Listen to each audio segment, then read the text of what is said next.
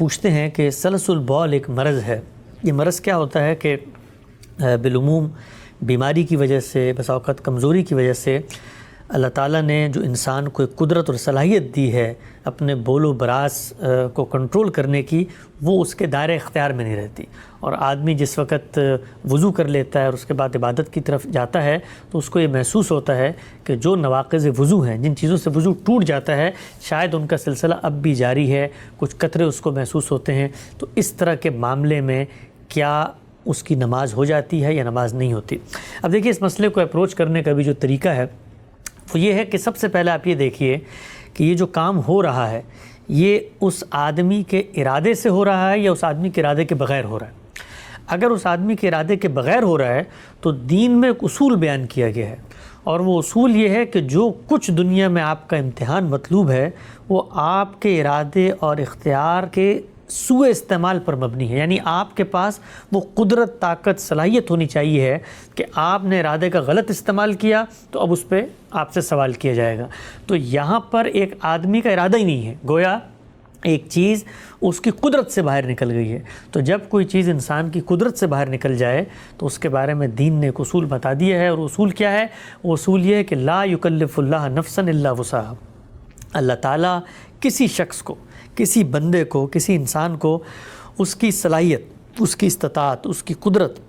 اس کی طاقت، اس کے اختیار سے زیادہ کا بوجھ اس پہ نہیں ڈالتا دین کے معاملات میں۔ دنیا کے معاملات میں تو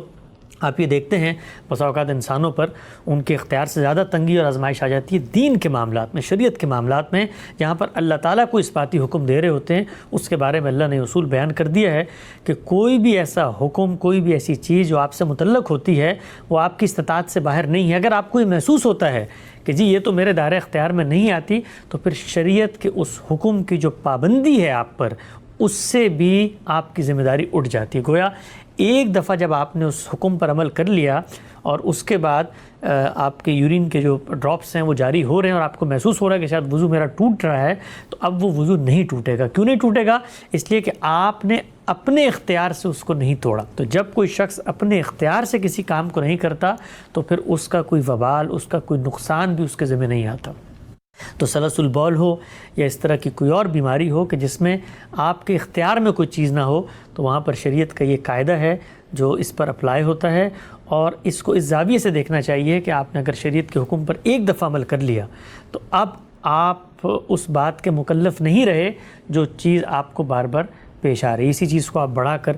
مختلف معاملات میں اس کا اطلاق بھی کر سکتے ہیں۔ ہمارے یہاں بالعموم لوگ یہ سوال بھی کرتے ہیں کہ جی دینی لحاظ سے تو میں اس کو ناجائز سمجھتا تھا لیکن میں مجبور ہو گیا۔ تو جب آپ مجبور ہو جائیں تو وہاں پر آپ دیکھیے ایک اور اصول موجود ہے، اضطرار کی کیفیت ہے، تو وہاں پر یہ بتا دیا حرام کھانے پہ آپ مجبور ہو جاتے ہیں، بسا اوقات قحط پڑ جاتا ہے، قلت ہے، یا کوئی آپ سے زور زبردستی سے کوئی ایسا کام کرواتا ہے جو کہ دینی لحاظ سے جائز نہیں ہے، تو وہاں پر ایک پورا اصول دین میں موجود ہے۔ خود قرآن مجید نے اس کو بیان کیا ہے کہ اضطرار کی صورت میں جب آپ کے اوپر ایسی کیفیت ہو کہ چیز آپ کے اختیار میں نہیں ہے تو پھر اس کے اوپر بھی کوئی